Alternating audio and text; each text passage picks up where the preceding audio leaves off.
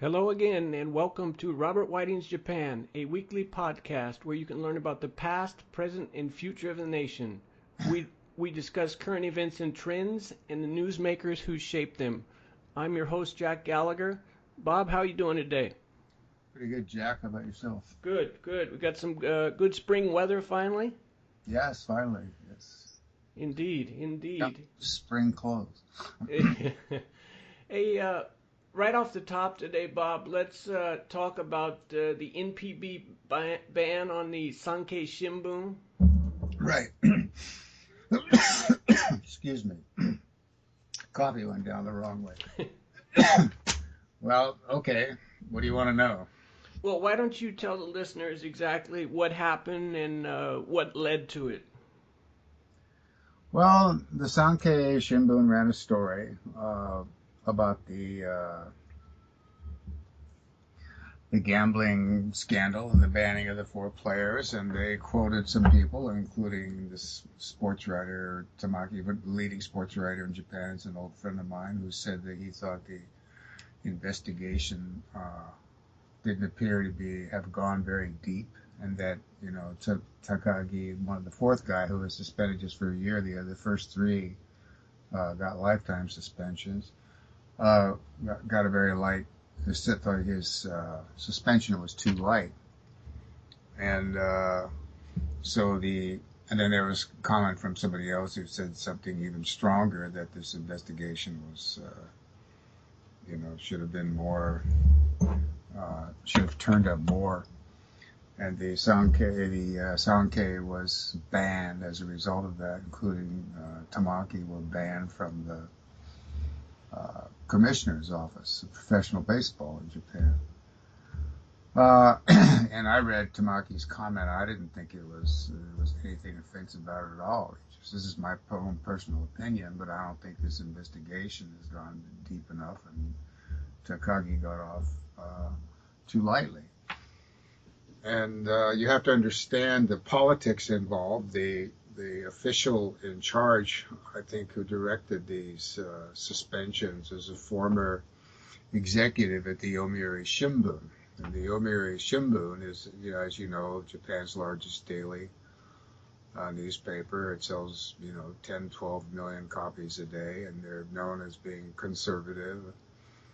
And the Sankei sells about half of that, or less than half of what the Yomiuri does, and they're just as conservative, if not more, than Yomiuri, and there's a rivalry there. So some people speculate that that was a way of the Yomiuri putting the Sankei in its place in this particular issue. But, it's not new. Its suspensions have happened before. Tamaki's been suspended 2 or 3 times before by different baseball teams that, the same as me. That's, just the price you have to pay for reporting the truth. Can you, Bob, refresh the listeners' memories with the details on your two bands? Yes. Well, actually, there were 3, but Three. later. There was one by Hanshin.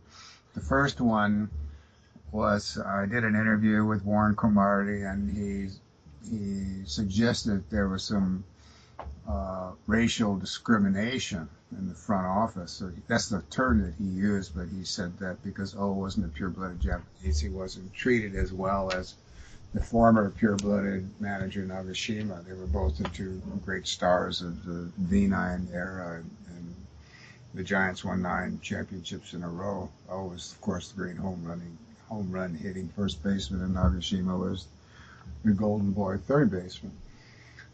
And he suggested that that O was looked down upon within the organization, the higher up, because he wasn't a pure-blooded Japanese, because he was half Chinese or half Taiwanese. And so they got angry at me for, I just asked the question. And so they banned me for a year for that. And they didn't do anything to Warren Cromartie. Didn't say anything to him. They were, paying him $3 million a year or whatever it was. So anyway, that was the first example. So I was suspended for a year, and then I was told 2 years, excuse me, and then I was told I could come back, and then I wrote the story about how the Giants were lying about their attendance. They were getting 56,000 people. They advertised they were getting a capacity house of 56,000 people for every game when they moved into the Tokyo Dome in 1987, and that continued for several years. And so I counted the seats, and I found out that there are 42,761 seats, standing room for about 3,500 people, meaning that the capacity is around 46,000, and as chance would have it, in the very bottom level of the lower parking area in the Tokyo Dome, the lowest level, there's a door there with a sign put up by the fire department that says capacity 46,134. So they didn't like that, and because I wrote this story in the Shukan Asahi, and so I was invited never to come back again. And then I did an interview with Randy Bass in which he criticized his manager for benching the veterans that had brought the Tigers a championship a year before, and he said it was some of the dumbest managing he'd ever seen.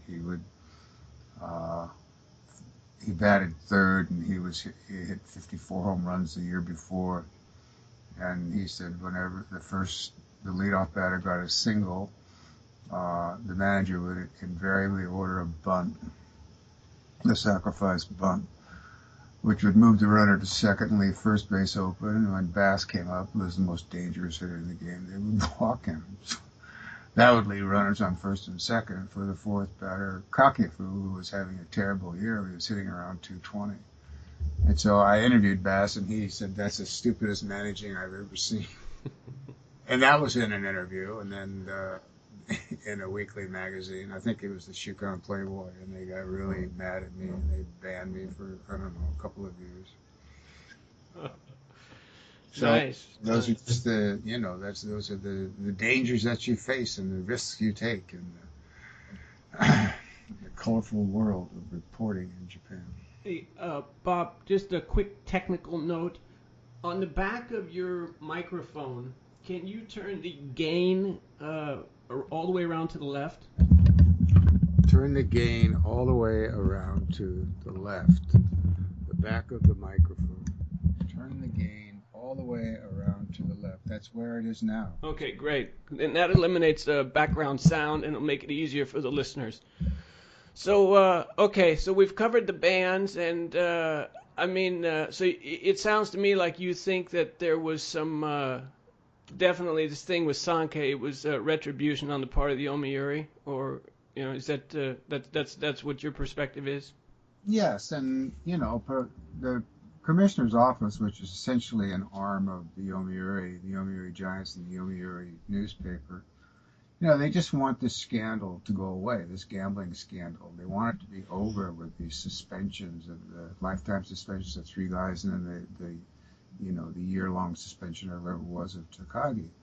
But it's not going to go away. There's more coming. My sources tell me that there's going to be some arrests made in the coming months, and there's talk of a fixed game. At least one player involved in fixing games. Wow. That this will come out sometime in May or June is what I'm told. There's one of the magazines is planning a big story on it. But there's, you ask all the reporters that are working on the story, and you talk to people behind the scenes, and we'll talk to you off the record, and they say that it spreads to all the teams. The gambling scene, all the players are involved in gambling, and or players on every team are involved in gambling. I shouldn't say all players are, but there are players on every team that have had some involvement that has been quite commonplace. This is far from ending. What do you make of this NPB amnesty offer that surfaced the other day, where the league is essentially saying if players come forth and admit to gambling, they'll be given a lighter punishment? Sure. Yeah, that makes sense to me. Uh, I think, they want to, they're afraid that, the police are going to beat them on this investigation. So I think they want to get everything out that they possibly can now. This is what they should have done 6 months ago. But, they waited and too long, I think. Uh, I think like one of the comments that Tamaki said in his interview with the Sankei people that irritated the commissioner's office was uh, you can't eliminate the smell on garbage by putting the lid over the garbage can. It's an old Japanese saying, and so it makes sense. It's a smart thing for them to do because if they don't do it now, if they don't get to the bottom of the story, the police are going to do it for them. Right, right. Well, it's going to be interesting to see what happens because if a bunch of players come forth in this amnesty thing, I wonder how the public is going to react. Uh, well, I'm sure they won't be too happy. I wouldn't be surprised to see a drop in attendance, a slight drop in attendance, perhaps. And you hear a lot of interesting razzing from the stands, and some, people come, uh, holding up signs about gambling and game fixing. I'm sure, but we'll see. We'll just have to see how it plays out. This happened once before, back in 1969 and 70. There was a drop in attendance, but then baseball recovered, came back. Now, previously, Bob, you had mentioned about how back in 1970, the top blew off the scandal when one of the guys who was suspended gave an interview to a magazine, in the spring. And so, is that you're talking again about a magazine and how things might blow open here? Do you think it'll be one of the other three players that's been banned who's going to come forward? Oh, I wouldn't be surprised. I mean, these guys, one of the guys is the ringleader, Kasahara. These guys are banned for life. They can't play baseball anymore. They don't have any source of income. They're in their mid to late 20s, as I recall. And yeah, so I'm sure some magazine offers the guy, several million yen to tell all. Uh, I'm sure he would do it as long as he, had some deal with the police where he, wouldn't have to face jail time. Or maybe he'd do it if he had to face jail time. He's got, debts to pay off, gambling debts to pay off. Uh, but yeah, I think there's more to come. I already told you before that this retired yakuza Inagawa fellow told me that there were 30 games a year on average that were fixed, not win or loss, kachimaki as the Japanese say, but something the bet is on whether a run is going to be scored in a certain inning, like, I bet you 10,000 yen that the 10 to 1 odd, 9 to 1 odds that the Giants will score a run in the seventh inning. And so that's what I mean by game fixing. Right. Okay, changing gears, some interesting developments across the pond, as they say, in the U.S. presidential race in recent weeks. Specifically, Donald Trump mentioning that if he were elected, he would withdraw troops from Japan. What do you think about that? I think it's a really dumb idea. I know there's a question of cost. It costs America, several billion a year. Well, the cost of keeping troops in Japan is several billion a year, but the Japanese government has been paying half of it. I know they're reducing it because they're having their own financial problems. But if the U.S. pulled out completely out of Japan, which they would never do. I mean, the military advisors would tell Trump that it'd just be stupid to do that because it's a check on Russia and China. His bases in Okinawa controlled the sea lanes. So it's a really good situation for the Japanese, and also the Americans.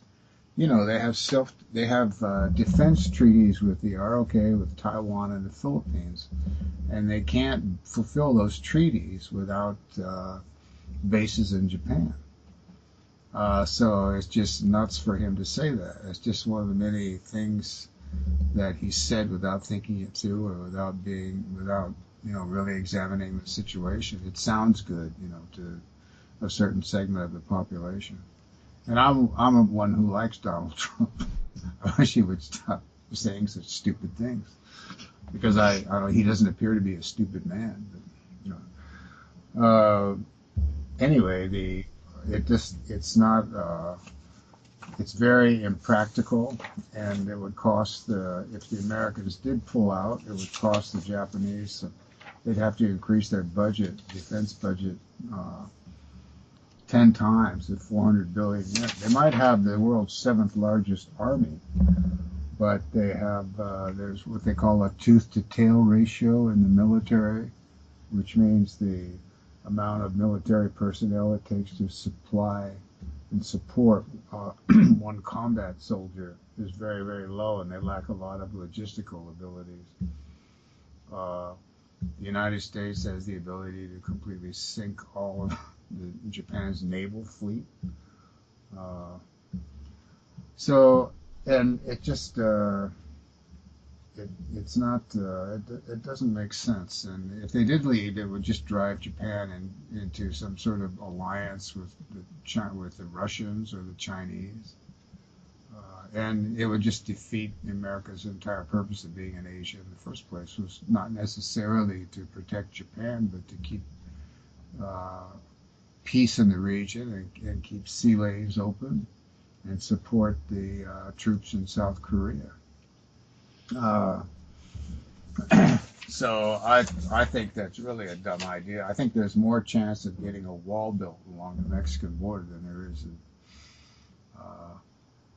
of American troops being withdrawn from Japan. Right. Now, another thing that Trump said, Bob, was that he thought both Japan and South Korea should have nuclear weapons. What do you think about that? Well, sure. I mean, if you look at it from Japan's position and South Korea's position, North Korea's got nuclear weapons. So does Pakistan, for that matter. And so does India. And, these countries have had nuclear weapons for a long time. Or at least, India and Pakistan had, North Korea. It's fairly recent. But, they're basically telling, the world to screw off, we'll do what we want. And Japan I think, would learn a lesson from that. So, maybe they should. How many nations have nuclear weapons? I cannot answer that question. But remember the term MAD? It used to be used back in the 50s and 60s. In reference to a possible nuclear war between America and the Soviet Union. These mutually assured destruction. Right. And that's what nuclear weapons do. Of course, the more nuclear weapons you have, the more likelihood that some group like ISIS would get their hands on them, which they probably do already. But Now, along those lines, Bob, Prime Minister Shinzo Abe said that Article 9 does not ban Japan from having nuclear weapons. Do you agree with that?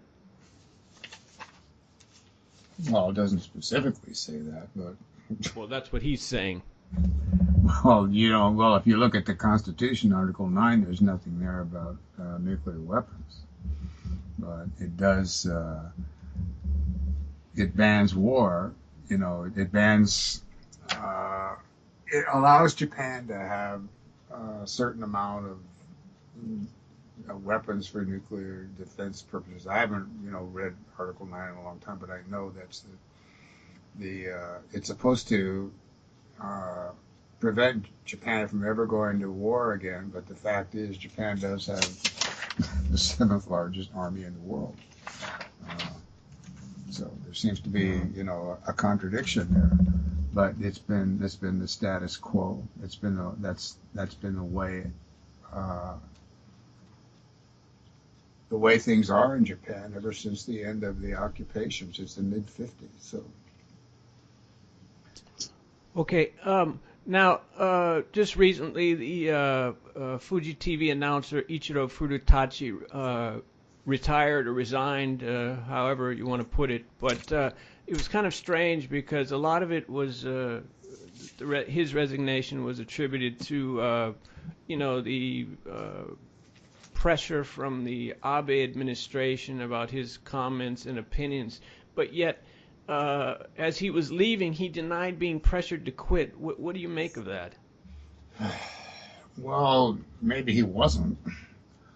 Who knows what happened, but the problem is on Japanese television that even before the Abe administration came on, you're really limited in what you can say.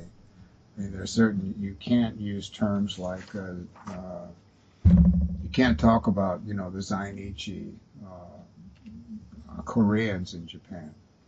Or you can't use those terms in certain cases. You can't identify somebody with an ethnic background, or you could be sued in court. NHK producer was telling me, I was doing an interview on something, and he said, well, you can't talk about Tanaka Kakue having received a bribe from Lockheed.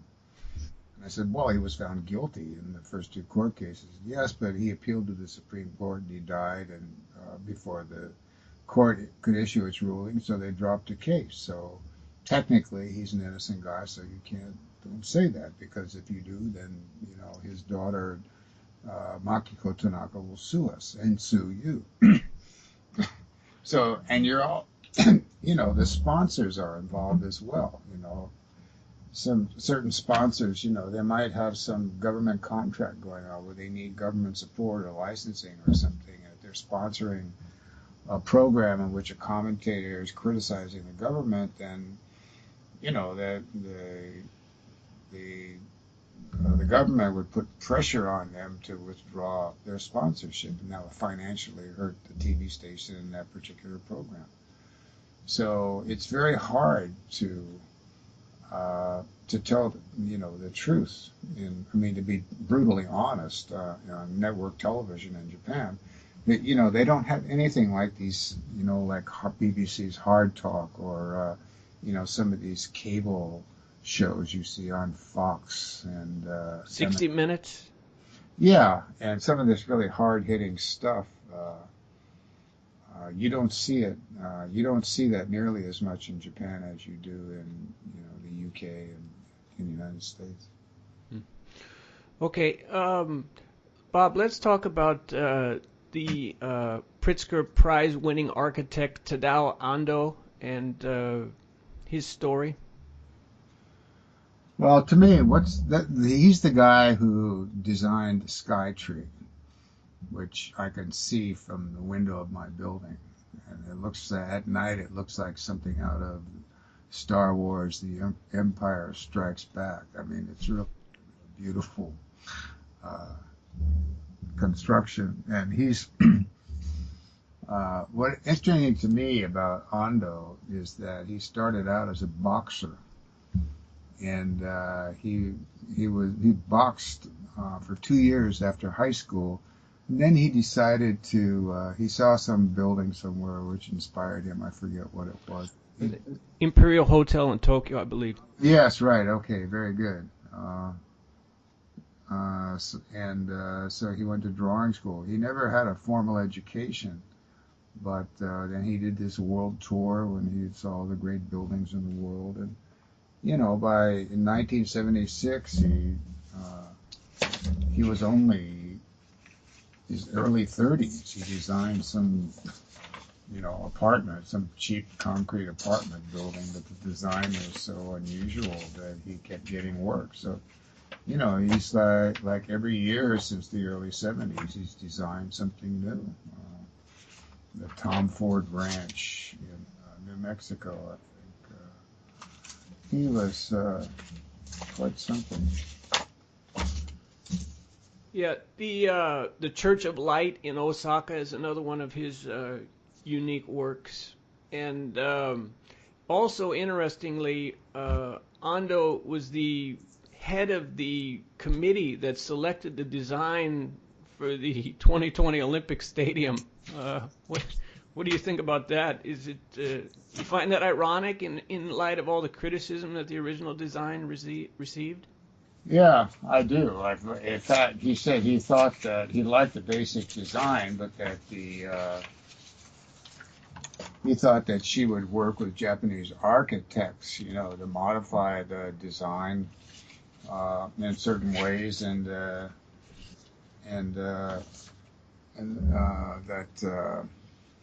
that the cost of putting the thing up, which was the main complaint, as I recall, was somebody else's province. He didn't think that was his department. That was the JOC or the Tokyo governor, the LDP, or whatever ministry that was involved in the Olympics.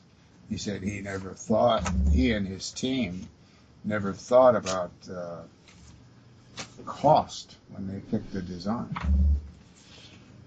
So I can sympathize with him. That's true. Knowing the way Japan works, they were so happy that he decided to accept this position on the board to select the design for the Olympics that no one had the courage to talk to this great man and say, well, listen, could you watch it on the costs?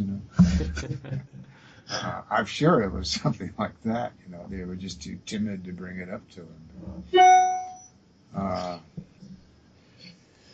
Okay. Now, Ando has also become very outspoken, especially in the recent years, about his opinions about war and nuclear weapons. I believe he's even spoken at the press club about this.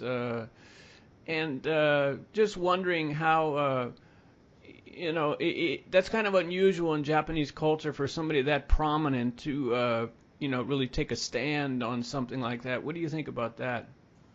Well, you consider the guy never had a formal education.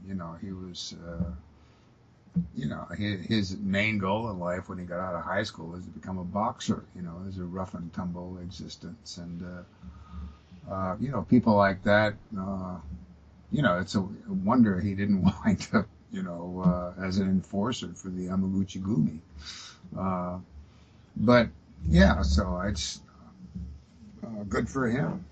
I wish there would be more of that in Japan. So I support his being as outspoken as possible, his being as critical of the government as possible, and et cetera, et cetera. Hmm.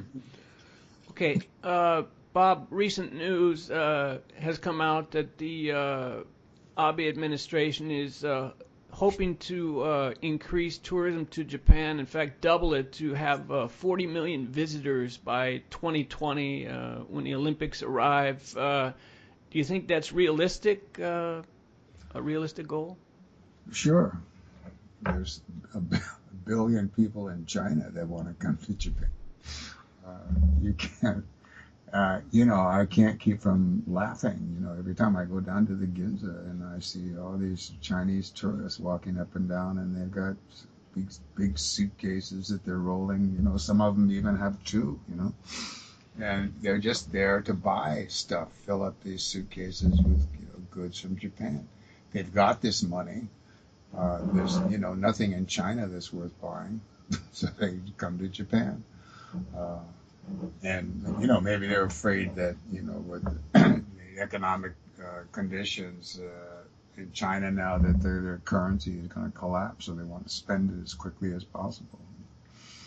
So yeah, I would think that tourism will increase, and also keep in mind that the yen has gone from 80 yen to the dollar to 125 at one point. That's a really big drop. And I'm talking about versus the dollar, right? Right. The buying power went up 30-40%, and the same with the yuan. So there was a similar, a corresponding weakening of the yen versus the Chinese yuan, and so it's much cheaper to come to Japan than it used to be. It used to cost an arm and a leg to come to, but not anymore. Now it's fairly reasonable. Some of these discount, travel packages they have. So that's why another reason why you see a big jump in tourism. But I guarantee you, if the yen goes back to 80 yen to the dollar, you'll see the jump in tourism will cease. Now, something that's always been tough to understand for me since I first came to Japan is the cost to travel domestically in this country. It seems like it's really prohibitive for people to travel within Japan. It's sometimes cheaper to travel outside of Japan. What do you put that to?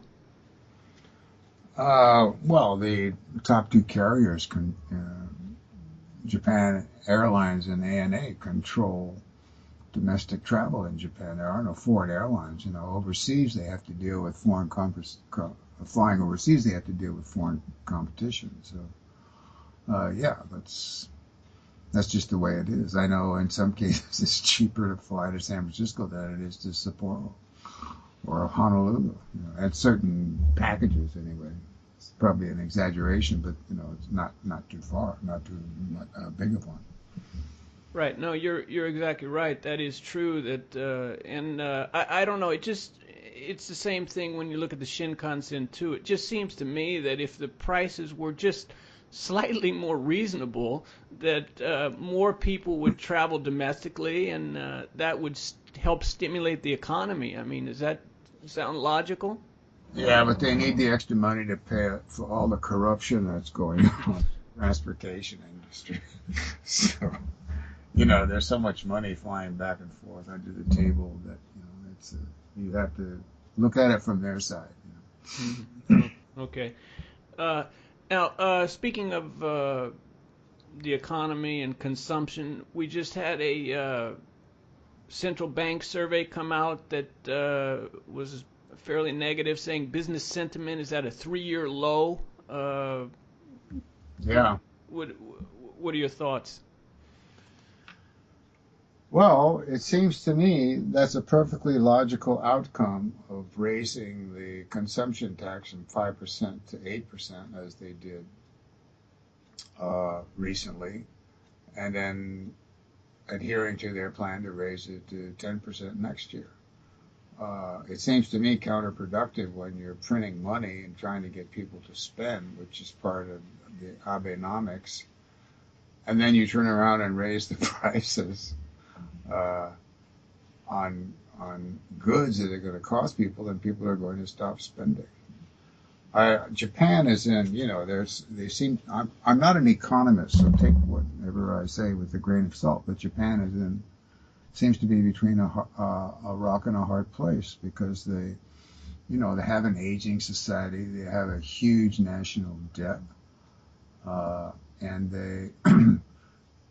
They need money to pay for this aging society. Medicare, or their Japanese version of Medicare, national health, programs for aged, nursing care, people coming to the home to help the aged people, and that's only going to grow. And they've got to get the money from somewhere. That's one reason why they're doing this consumption tax. And also, Japan is being pressured by the other G7 countries to do something about its national debt because they're afraid that it's going to have an adverse effect on the global economy. Just like the United States is being pressured to do something about its $20 trillion debt. Yeah. Now, 2 years after the tax hike that took the consumption tax from 5% to 8%, spending remains weak, and yet Abe, one day he'll say he's going ahead with the tax hike, and then another day he won't sound so sure. So, is it going to be down to him, or are there other influences that are going to, in the final analysis, help make the decision? Gee, I really don't know. I would bet on them, sticking to the 10% next year. That's what I'm involved at uh, as you may remember, I'm now a member of the board of directors of the Foreign Correspondents Press Club. And what they're budgeting for next year is an increase in consumption tax. So they're banking on it, they're planning on it happening, and everyone, all the accountants in the office seem to think that that's what's going to happen. So they should know better than me. Right. I just wonder, again, we're talking about spending being weak now, and like, for example, not all listeners may know this, but when you go out to eat in Japan, especially in Tokyo, primarily I can't say this is everywhere, but when you go out to eat in Tokyo in the evening, there's a 10% surcharge added to your bill. Okay? So now with the consumption tax going to 10%, that's 20% before you've even sat down. And I don't know, it just it seems to me like it might be counterproductive. Well, we'll see. People like you see the same thing in Europe, which I've lived many years in Switzerland and Paris and Stockholm, so I know wherever I speak. But it is expensive, and people still go out. They're willing to pay that extra money. They appreciate the benefits that they're getting. Japan's national health program is one of the best in the world. So, you ask Japanese about that, and they say, "What would you rather have? Less taxes or more national health? Or the national health?" And they'll pick the latter. Unlike Americans. We'll give you a lecture about individual freedom or something. Okay. Bob, let's talk about the director Hayao Miyazaki and some of his achievements in his career, his background. Well, I happen to know him.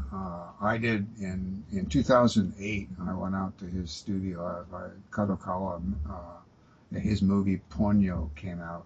Right. And they asked me to interview him, and they put it in this book about him that they were producing. And so they gave me every film, a copy, a DVD of every movie that Hayao Miyazaki ever made. And so I did nothing for a week but watch his movies, and they're just stunning. And then I went out to his studio and interviewed him. I spent the day out there.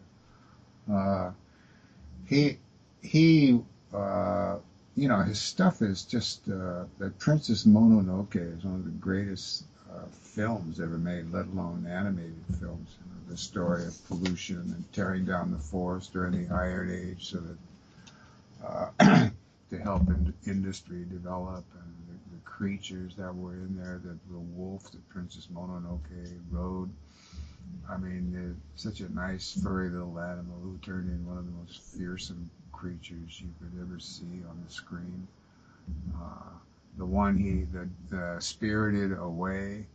I mean, it was just so inventive, so imaginative. The scene with the little girls in this magical land of the bathhouse, and it's getting dark, and then this light. You see this light coming down the street, and it's a lamp pole. It's just bouncing along. Comes up to her and says, "Follow me." So she follows this, lamp post into the night. All these really neat touches, and his, environmental, commitment to a cleaner Japan. The scene in Ponyo where the fishing trawler has got dragging a net along the bottom of the sea, and all they pick up is garbage people have dumped into the sea. I mean, that was really a compelling scene.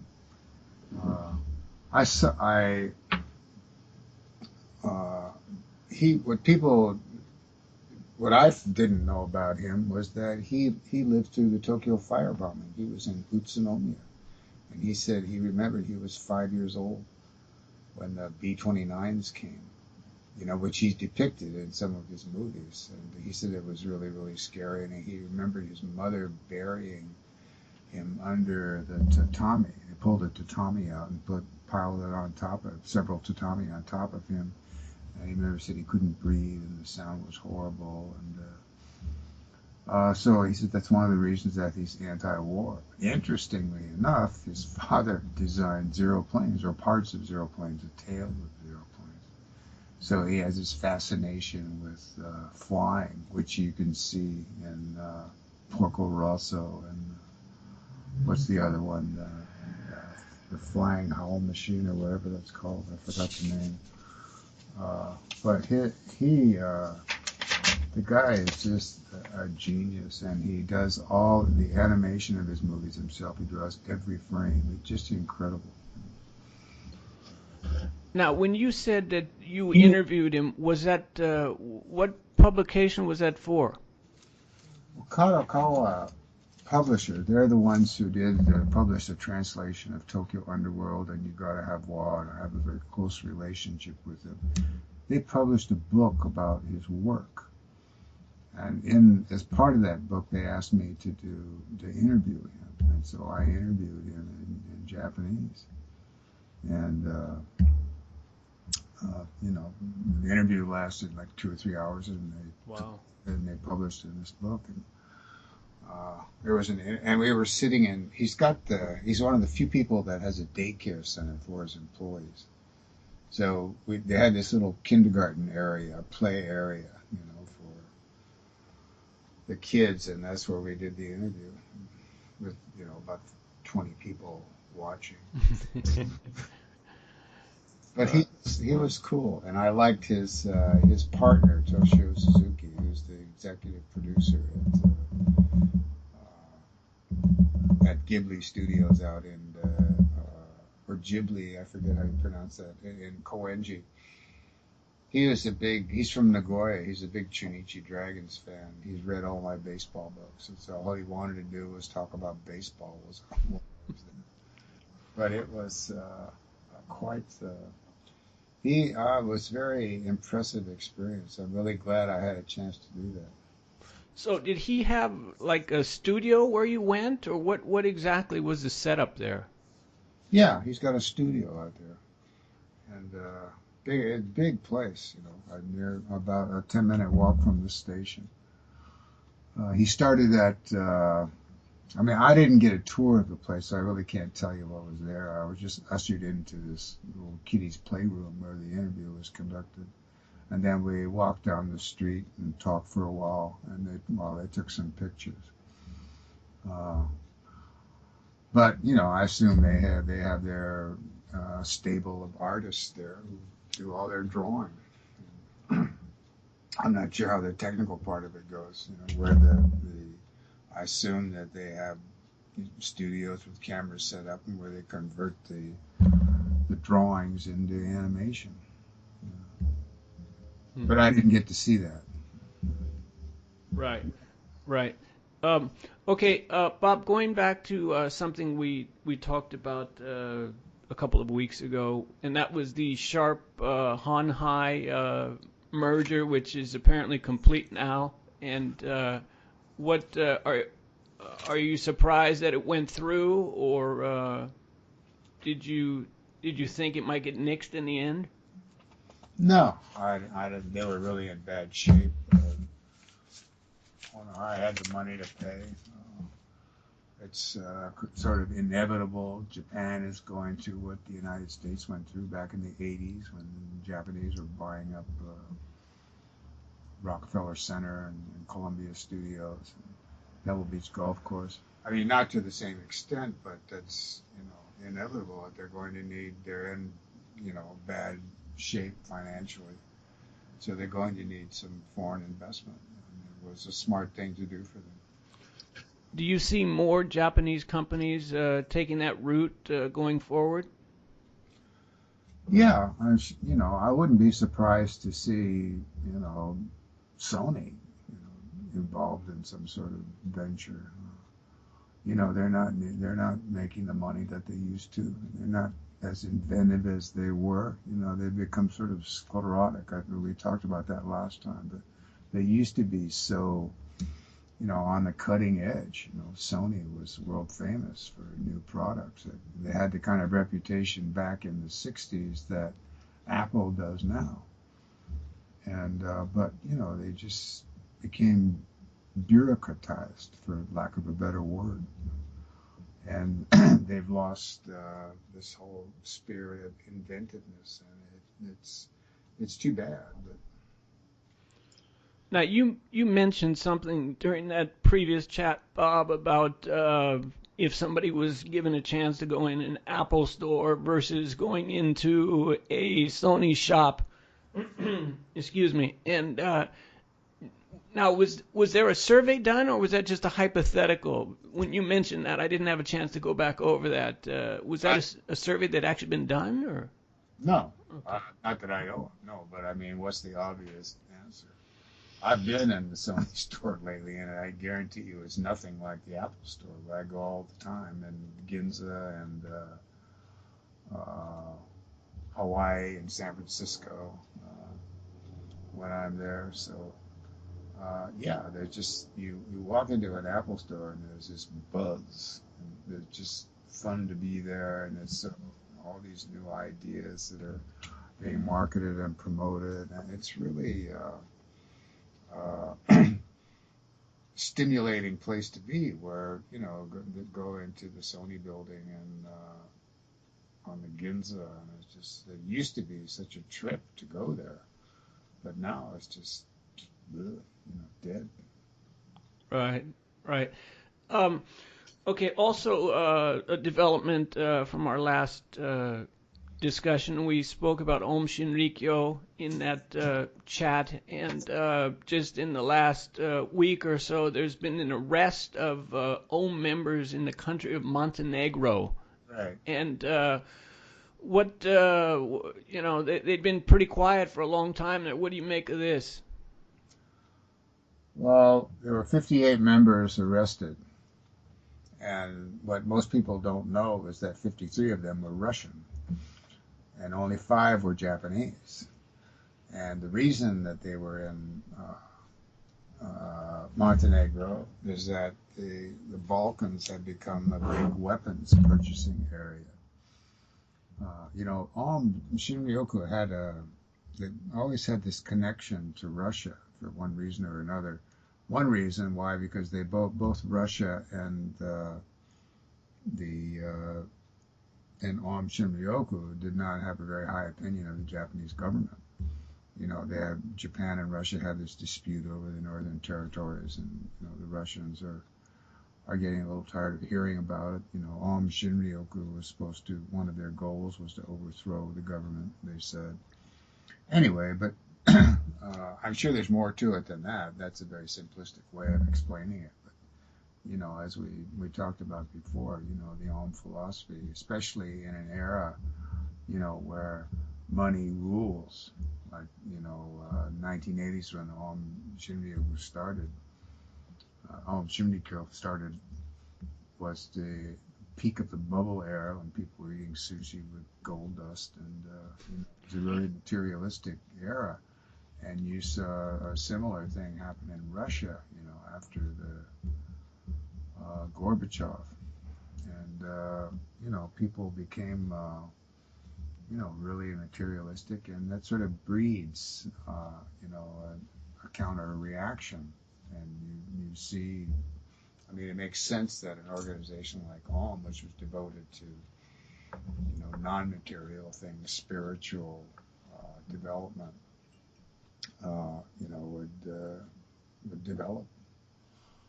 So it's not surprising, and this is it's where it's where you go if you want to buy military grade weapons, fully automatic rifles, rockets, anti-tank weapons, landmines. They're all for sale there. You can get them.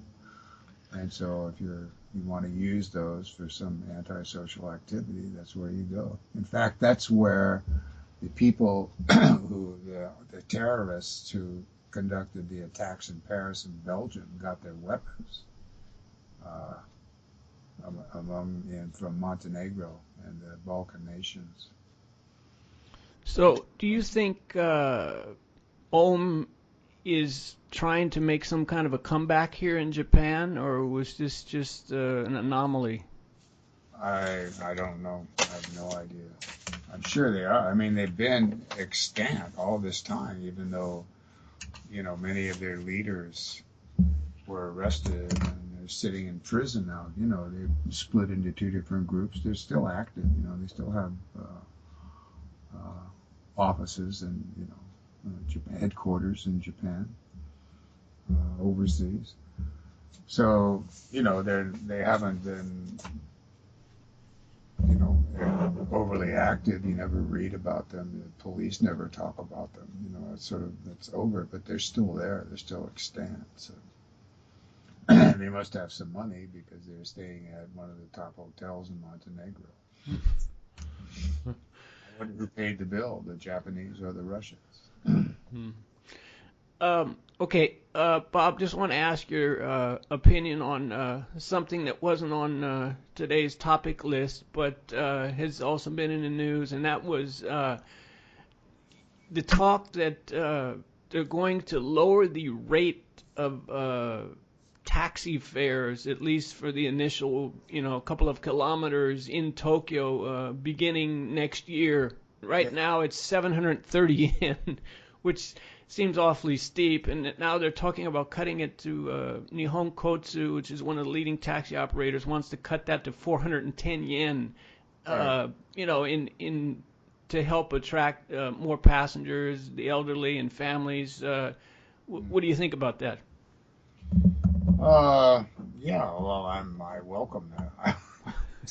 Got Me it. too. Uh, you know, Japan has such Tokyo has such a highly developed transportation system. I mean, the subways and the buses. I mean, why would anybody take a taxi? Uh, and it really what get out of hand. I thought this initial fee. I forget what it is in New York now, $1 or something, $1.10. I haven't been there in a couple of years, but just to get in a cab. But in Japan, what, what's the initial fee for that? 730 yen. That's in Tokyo. 730 yen, right? That's $6. Yeah, it's It's pretty too steep. it's too much, right? Right, and the other thing is that if you go to other cities in Japan, like Nagoya or somewhere like that, it's like 510 yen or something. So it's you're really paying a stiff surcharge if you try to take a cab in Tokyo. When I first got here, it was 110 yen to get in a cab. 110 yen. Wow, that's amazing. Um, okay, Bob, let's move on and talk about Hall of Fame slugger Sachio Kinugasa. Over 500 home runs, one of the all-time greats in Japan. And Right. your thoughts and interactions with him over the years? Well, I've interviewed him before. He's a really nice guy. He's very friendly. He's got a great smile, and he just super. He he was father was a GI, African American GI in Okinawa, stationed in Okinawa. He never knew him. I guess his mother was involved in the music show but anyway, she raised him. And, he said he always wanted to meet his father. In fact, he was studying English at one point. But he never did, unlike Irabu, who finally got to meet his father. Uh, but the story about him was with the car, he developed this really huge, fierce American style swing where almost all Japanese batters are taught to keep the bat in, hands down, and then you just try to make contact with the ball, not to kill it. But the Americans come over and they have these really windmill swings and wheelhouse swings, and and he sort of copied that from Americans. Why it's not quite clear, but there's a story about this American player, I think it was Richie Scheinblum, who was playing for the Hiroshima Carp, and the coach told him, cut down your swing. Japanese, they don't throw as many fastballs, so throw, breaking pitches, and so you have to shorten your swing to compensate. And he was watching Kinugasa, swinging away with his ferocious swing in the batting cage, and he said, "Well, what about him?" And the coach said, "Well, he's not Japanese," which very ironic. Uh, but he was known for his flashy style. He was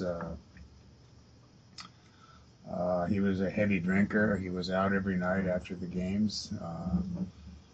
He would go out and he'd come back drunk, and he'd go swing the bat for an hour before he went to sleep every night. He was a flashy guy. He liked American cars, or they were valued at that particular time. He broke Lou Gehrig's record, or Cal Ripken's record. I forget which one. No, it was Gehrig's record. It was Gehrig's record, and he had 20. Excuse me, sorry about that, folks. 2,215 consecutive games played, and he had at one point 11:23. He had a broken left shoulder, but he got hit with a pitch, and the doctor told him he couldn't play, but he went in the lineup the next day. Didn't miss a game. So he played the rest of the season with a broken bone in his shoulder. People criticized. He was criticized when he broke that record because they said, well, unlike Gehrig, he had 154. Gehrig had to play 154 games a year, and Kinugasa only had to play 130. That's what they played. The Central League played those years that he played. And so he had an easier time of it. And then his teammate, Rich Lancelotti, pointed out that, well, if you look at Kinugasa's pregame practice routine, which, makes you tired just to look at it, because he works so hard, he said he plays the equivalent of a double header every day, so he should be given double credit for his record. Anyway, he was quite a nice guy, and he's very pleasant. You still see him on TV now. He does play-by-play or commentary on professional baseball telecasts. Are you still there? Are you still awake? No, I'm here. When Bob, I wanted to ask you, when you interviewed Kinugasa or talked to him over the years, obviously at that time it must have been very difficult coming up, having been half black, half Japanese. Did he ever talk about any kind of prejudice he encountered? No, but I was told when I interviewed him not to ask him that question by the. That's nice. Sensitive. In fact, it was a taboo question. Nobody could ask him that question. But I know he talked to some of his American teammates about that, and he said that, he was going to learn English. He hoped he would meet his father someday. He didn't know who he was, but he just knew he was a GI. And that's all. The guy just left. And, the mother never saw him again. So.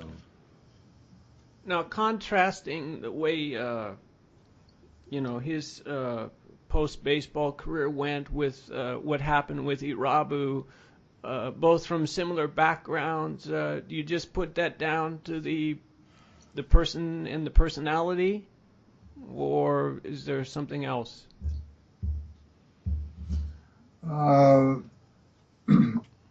Because essentially they came from the same background, right?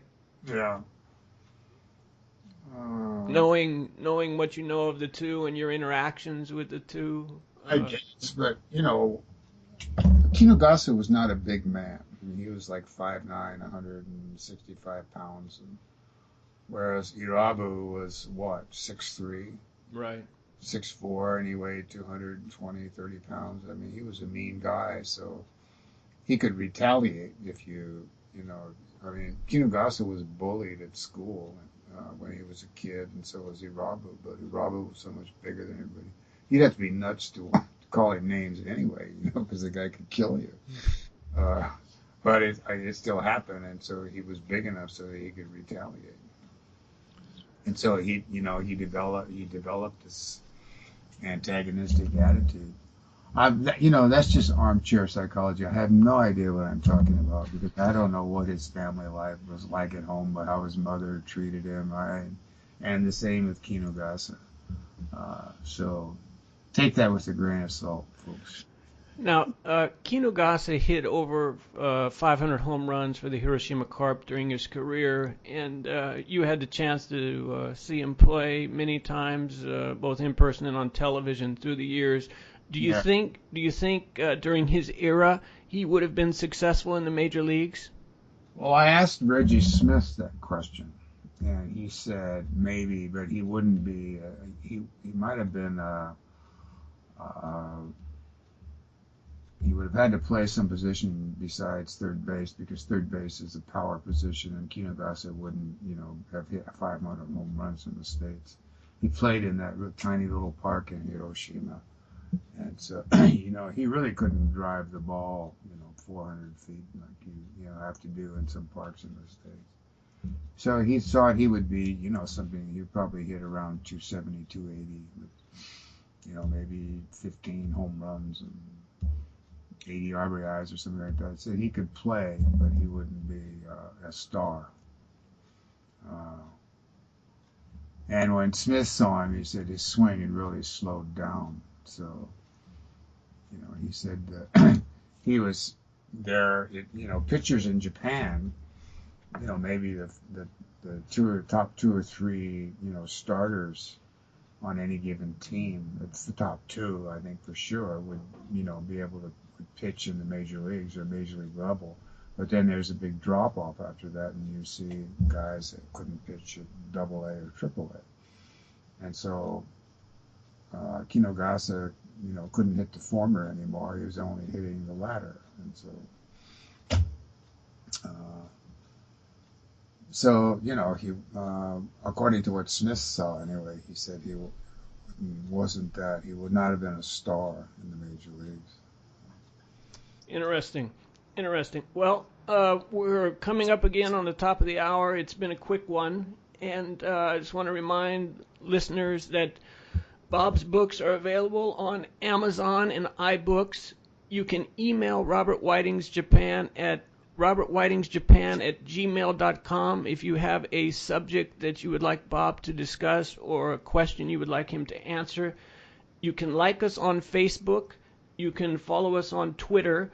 And you can subscribe to Robert Whiting's Japan on SoundCloud and iTunes. Also, you can read Bob's column in Japanese in the print edition only in the Yukon Fuji every Tuesday. What did you write about this week, Bob?